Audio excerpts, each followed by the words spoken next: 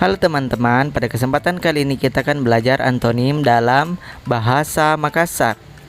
Antonim atau lawan kata dalam bahasa Makassar disebut kana sibalikanga batuanna.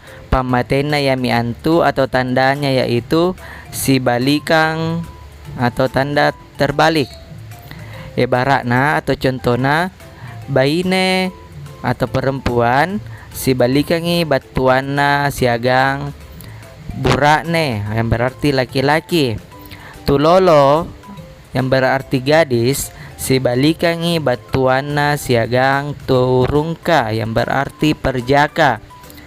Lamuro yang berarti murah sibalikangi batuana siagang kakjala atau mahal.